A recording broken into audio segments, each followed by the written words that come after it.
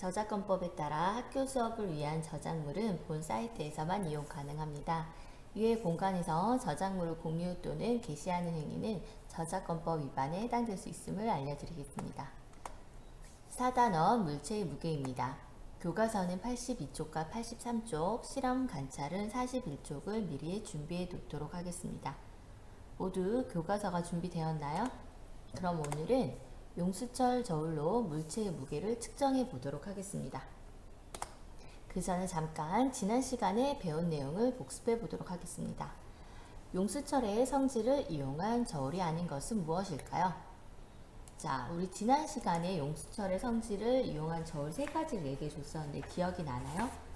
첫 번째는 용수철 저울, 두 번째는 가정용 저울, 세 번째로 체중계를 얘기해 줬어요. 그죠? 얘는 가정용 저울이고요. 얘는 체중계예요. 이건 뭘까? 선생님이 1차시인가 2차시에 보여줬던 거예요. 이거는 우리 마트에서 음식 무게 잴 때 있죠. 마트에서 음식 무게를 재면 전자저울로 올려놓으면 여기에 무게에 따라서 음식의 무게가 나오는 거예요. 그래서 용수철의 성질을 이용한 저울이 아닌 것은 2번입니다. 자, 그럼 용수철 저울은 용수철의 어떤 성질을 이용한 저울일까? 기억나나요? 용수철 여기 아래쪽에 걸게 되면 어떻게 된다고 얘기했었죠? 영상을 보여주기도 했었어요. 그죠? 물체의 무게에 따라 용수철이 일정하게 늘어나거나 줄어드는 성질을 이용해 만든 저울입니다. 이 부분이 바로 용수철인데 이 부분이 이렇게 늘어나게 되는 거죠. 그럼 이번 시간에는 이런 용수철 저울의 사용 방법을 알아보고 무게도 측정해 보겠습니다.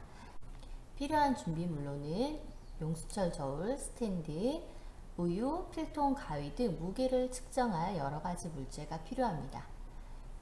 준비물이 다 준비가 되었으면 일단 용수철 저울 각 부분의 이름을 확인해 보고 눈금을 이제 관찰해 볼 텐데요. 용수철 저울의 각 부분의 이름을 확인해 보기 전에 여기 가운데 봤더니 뭐라고 되어 있어요? 이거 어떻게 읽는다 그랬죠? 맞았어요. 그램 중입니다. 용수철 저울에는 그램 중 단위와 뉴턴 단위가 함께 표시되어 있기도 해요. 그래서 용수철 저울의 무게를 읽을 때는 여기에 나와 있는 숫자와 함께 마지막 단위를 꼭 같이 읽어줘야 합니다.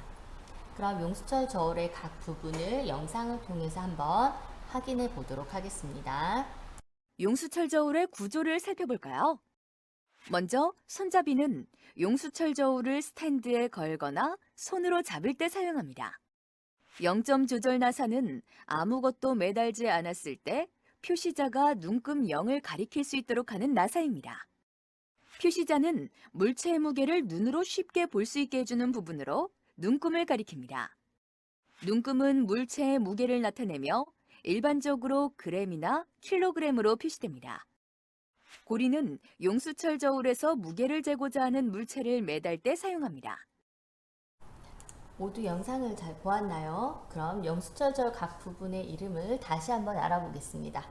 용수철 저울을 잡거나 스탠드에 거는 부분의 이름은 자, 보기가 있어요. 여기서 골라주면 돼요. 무엇일까요? 하나, 둘, 셋. 그렇죠. 맞아요. 손잡이입니다. 두 번째, 용수철 저울에서 추나 물체를 거는 부분의 이름은 그렇죠. 바로 고리입니다. 잘 맞추고 있어요. 자, 세 번째 문제. 용수철 저울에 물체를 걸었을 때 물체의 무게를 가리키는 부분은 무엇일까? 맞았어요. 바로 표시자입니다.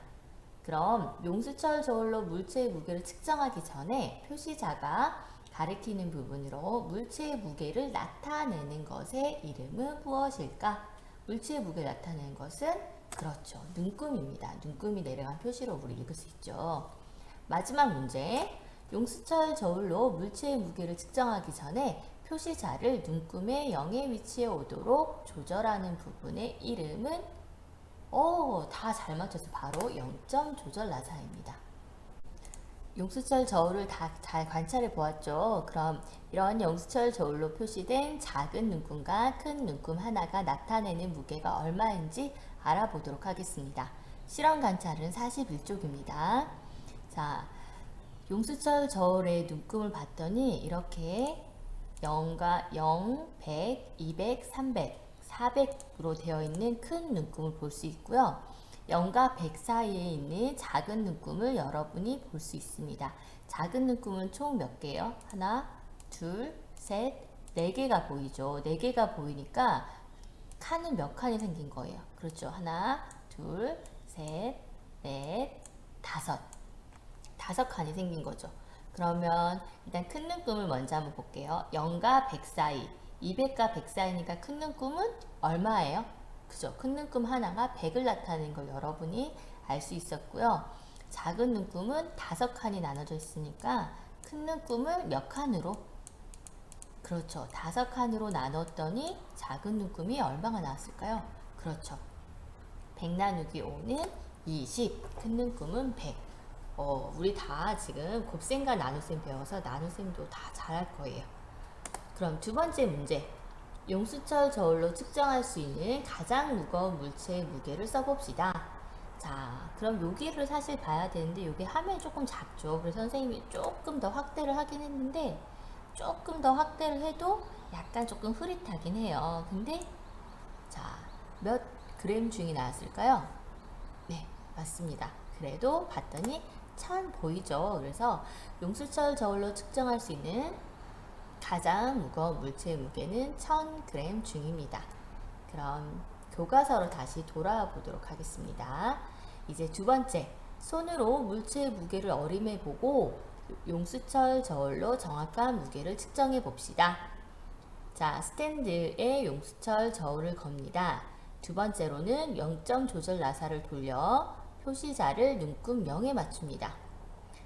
세 번째로 용수철 저울의 고리에 물체를 걸고 표시자가 가리키는 눈금의 숫자를 단위와 함께 읽으면 되는데요. 자, 물체를 걸어놓기 전에 그럼 0점 조절 나사를 어떻게 돌리는지 한번 영상을 통해서 알아보도록 하겠습니다. 용수철 저울을 사용할 때는 가장 먼저 표시자가 눈금을 0을 가리키는지를 확인합니다.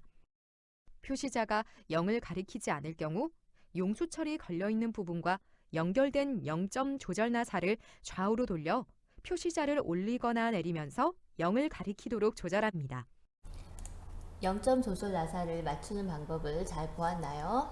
자, 그러고 나서 이제 용수철 저울의 고리에 물체를 걸고 표시자가 가리키는 눈금의 숫자를 단위와 함께 잘 읽어주면 되는데요.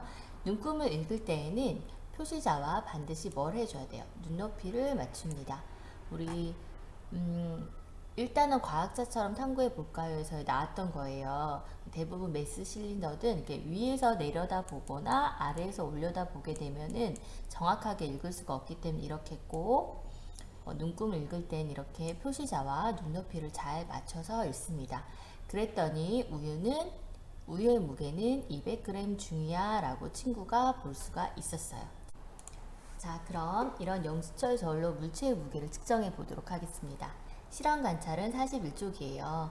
손으로 물체의 무게를 어림해 보고 용수철 저울로 정확한 무게를 측정해 봅시다 라고 되어 있습니다.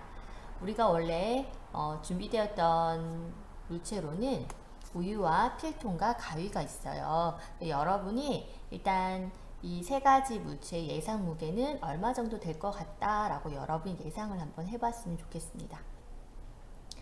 무게는 여러분 예상해 볼 수는 있을 것 같아요. 선생님, 저는 우유는 약 한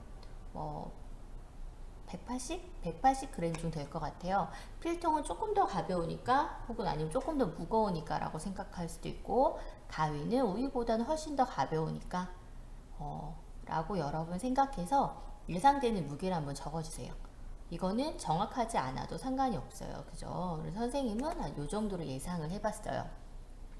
그리고 선생님이 무게를 측정해 봤더니 실제로는 200, 160, 40g 중이 나왔습니다. 여러분이랑 이걸 실험을 해보면 좋을 텐데 못 해봐서 조금 아쉽긴 한 것 같아요. 실험 관찰에는 이렇게 여러분이 정리를 하면은 좋을 것 같습니다. 자, 그럼 이제 교과서로 돌아와 보겠습니다. 다시. 그럼 용수철 저울의 고리에 걸 수 없는 물체의 무게는 어떻게 측정할 수 있을까요? 예를 들면 지금 우유는 이렇게 고리에 걸 수가 있었잖아요. 근데 사과나 풀은 어떻게 걸 수가 있을까? 풀은 동그라니까 걸 수가 없죠. 어떻게 걸 수 있을까? 여러분, 우리 강낭콩 관찰할 때 혹시 기억나요? 강낭콩 자라는 모습을 보기 위해서 선생님이 어디다가 넣어놔도 된다고 했었는데, 기억나는 친구 있을 것 같아요. 맞아요. 바로 지퍼백입니다. 그죠? 이렇게 지퍼백에 고리를 걸어서 지퍼백 안에 이렇게 물체를 넣어서 무게를 측정할 수가 있습니다. 실험 관찰 41쪽이에요. 자, 용수철 저울의 고리에 걸 수 없는 물체의 무게는 그럼 어떻게 측정할 수 있을까? 펀치로 구멍을 뚫은 지퍼백에 고리를 걸고, 중요한 거, 뭘 다시 맞춘다? 네. 그죠? 0점을 맞춰야 돼요. 0점을 맞춘 다음 지퍼백에 물체를 넣고 무게를 측정하면 됩니다. 교과서로 돌아와 보겠습니다. 그럼 이제 마지막이에요. 용수철 저울의 사용 방법을 정리해 보도록 하겠습니다. 용수철 저울로 물체의 무게를 측정하려면 고리에 물체를 걸어 놓은 다음 표시자가 가리키는 눈금의 숫자를 단위와 같이 읽어야 합니다. 물체의 무게를 측정하기 전에 표시자를 눈금에 0에 맞추어 놓는 것을 뭐라고 한다고요? 그죠? 0점 조절이라고 합니다. 0점을 조절하지 않으면 물체의 무게를 정확하게 측정할 수 없습니다.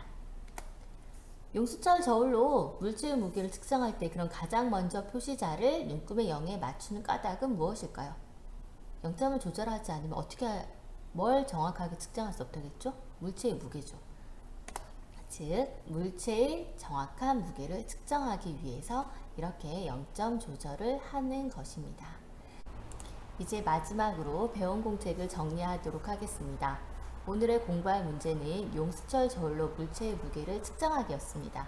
그럼 용수철 저울로 물체의 무게를 측정하기 위해서는 이처럼 고리에 물체를 걸어 놓은 다음 표시자가 가리키는 눈금의 숫자를 단위와 같이 읽는 것입니다. 용수철 저울로 물체의 무게를 측정하기 전에 표시자를 반드시 눈금의 0에 맞춰야 하는데, 그 이유는 물체의 정확한 무게를 측정하기 위함입니다. 다음 시간에는 물체의 무게를 비교하려면 어떻게 해야 할까요에 대해서 알아보도록 하겠습니다. 오늘도 모두 수고 많으셨습니다.